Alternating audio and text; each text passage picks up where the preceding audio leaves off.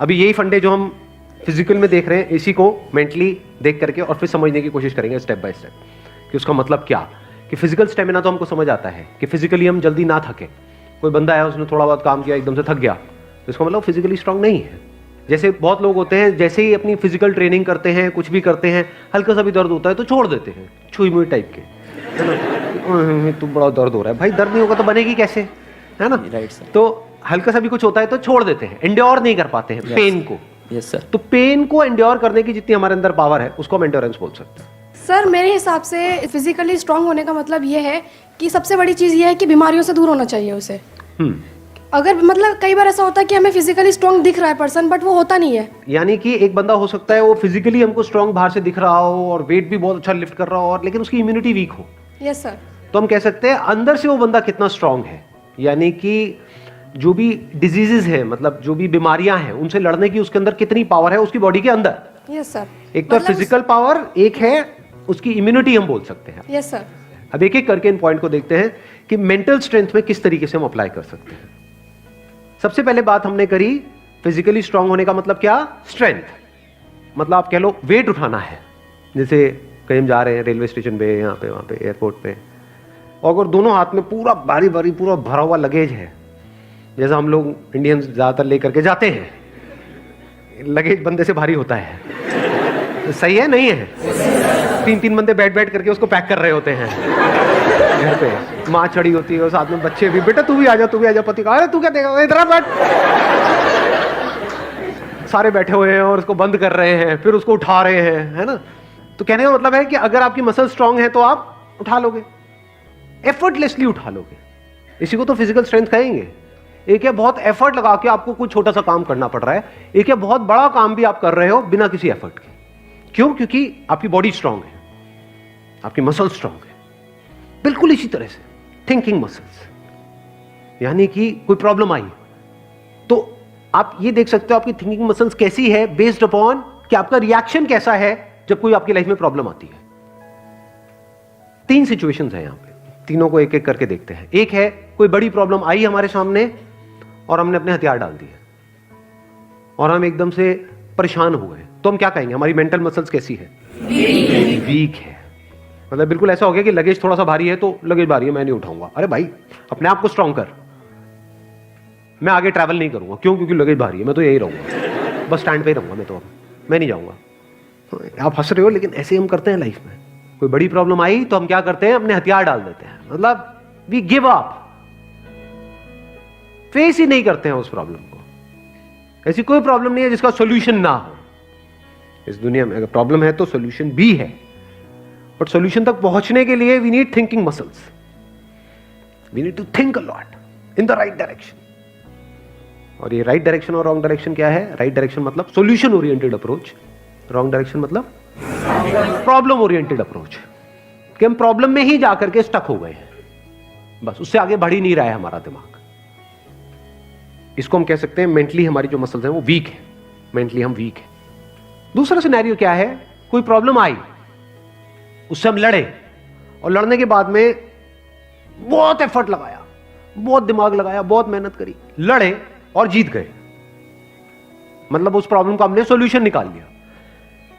क्या हम कह सकते हैं कि आप मेंटली बहुत स्ट्रांग हो? नहीं। नो। व्हाई?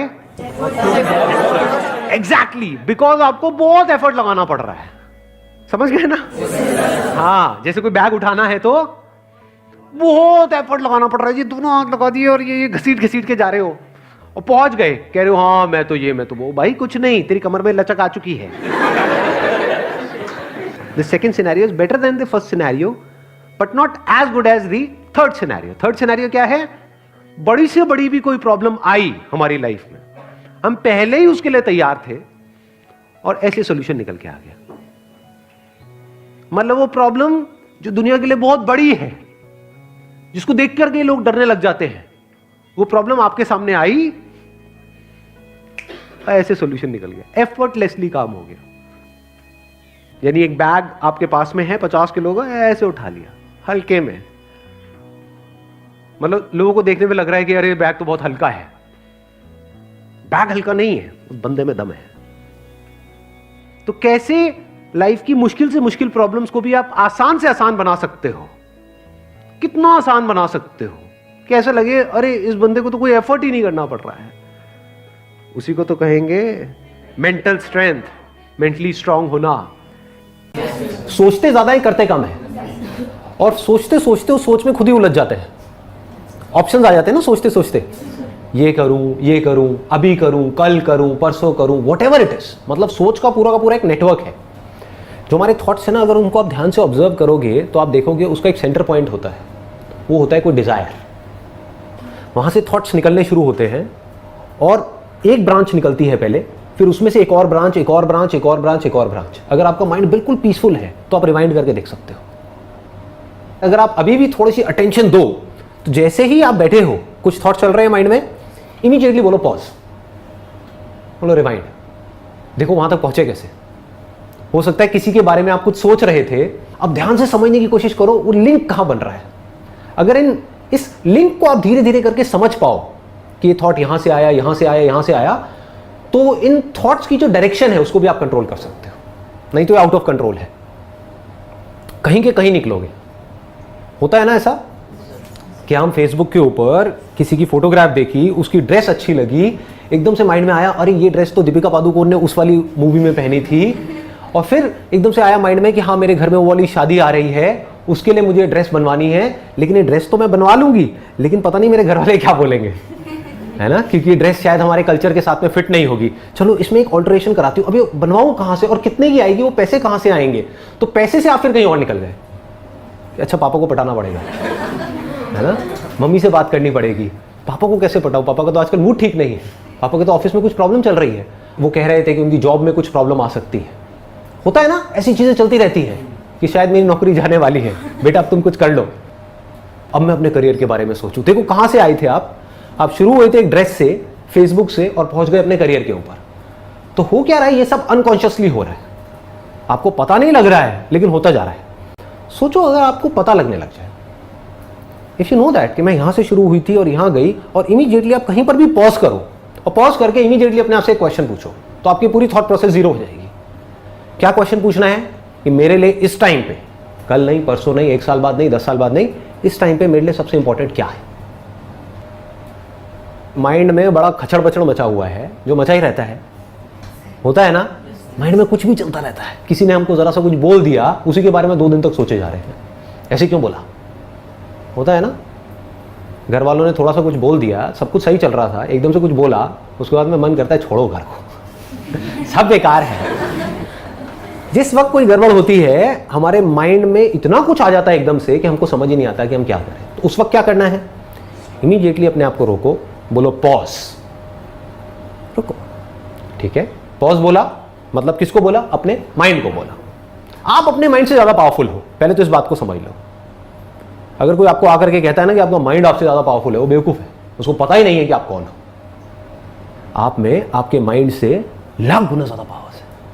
माइंड को आप ही यूज करते हो ना, अभी अननोइंगली यूज कर रहे हो, अपनी आदतों के अकॉर्डिंग कर रहे हो, बट अगर नोइंगली करने लग जाओ तो कमाल का वेपन है। इसको आप कैसे भी यूज कर सकते हो, कैसी भी डायरेक्शन दे सकते हो। माइंड को बोल सकते हो मुझे ये करना है, मुझे ये नहीं करना है, माइंड मानेगा, आपका माइंड है, आप माइंड के थोड़ी हो। सिंपल है ना, हाँ, माइंड आपके लिए है, आप माइंड के लिए नहीं हो। तो माइंड को बोलो पॉज, और इमीडिएटली अपने आप से क्वेश्चन पूछा। Question kills your thought process, आ गया ना। Question, right kind of question immediately kills your thought process, खत्म। मैं आपसे एक क्वेश्चन पूछता हूं, अभी आप सब अवेयर हो, क्या हुआ, जो भी थॉट प्रोसेसेस चल रही थी, अगर चल रही थी तो सब खत्म। हो सकता है आप में से कोई मेरी शर्ट के बारे में सोच रहा होगा, ये क्या 7 नंबर क्यों लिखा हुआ है यार? कोई कुछ सोच रहा होगा, कोई कुछ सोच रहा होगा, कोई अपनी लाइफ की सिचुएशंस के बारे में सोच रहा होगा। बोल रहा था मैं आपसे, आप सोच रहे थे कुछ और ही, अपने आप से रिलेट कर रहे थे, एकदम से सब गायब हो गया। सिंपल सा क्वेश्चन है, आर यू अवेयर? क्या आप जागे हुए हो? कहां गए थॉट्स? माइंड जीरो हो गया। सिंपल हो गया ना। तो ऐसे ही आपने एक सही तरह का क्वेश्चन पूछा, आपने सही टाइम पे। ऐसे ही माइंड में खचड़ पचड़ हो रहा है, ठीक है, घर में प्रॉब्लम है, किसके घर में नहीं है, ठीक है ना, लाइटली लिया, प्रॉब्लम हुई, इमीडिएटली अपने आप से क्वेश्चन पूछा, इस मोमेंट में मेरे लिए सबसे इंपॉर्टेंट क्या है अभी? तो आपको इमीडिएटली जवाब मिलेगा, वो कुछ भी हो सकता है कि अभी इस मोमेंट में मेरे लिए सबसे इंपॉर्टेंट है, एग्जाम का टाइम चल रहा है, पढ़ना। मिल गया ना जवाब? एग्जाम में 2 महीने रह गए हैं, अभी तो मेरे लिए पढ़ना जरूरी है, अभी और कुछ भी इंपॉर्टेंट नहीं है। तो अब क्या किया, बार बार अपने आप को बोलना शुरू कर दिया, पढ़ा पढ़ा पढ़ा, पढ़ो पढ़ो पढ़ो पढ़ो पढ़ो। अब आप ये किसको इंस्ट्रक्शन दे रहे हो? अपने माइंड को। क्लियर हो गया ना? अपनी थॉट प्रोसेस जो बिखरी हुई है, सब तरफ बिखरी पड़ी है, उसको एक डायरेक्शन दे रहे हो। माइंड कभी कह रहा है ये देखो, वो देखो, उससे बात करो, ये करो, वो मूवी देखो, छोड़ो सो जाते हैं, 1-2 लगा लेते हैं, चल छुट्टा मार के आते हैं, व्हाटएवर इट इज। माइंड तो कहीं का कहीं जा रहा है ना। आप माइंड को बार बार क्या बोल रहे हो? पढ़ पढ़ पढ़ पढ़ पढ़ो पढ़ो पढ़ो, इस टाइम पे पढ़ना, इस टाइम पे पढ़ना, इस टाइम पे पढ़ना, 2 महीने रह गए, पढ़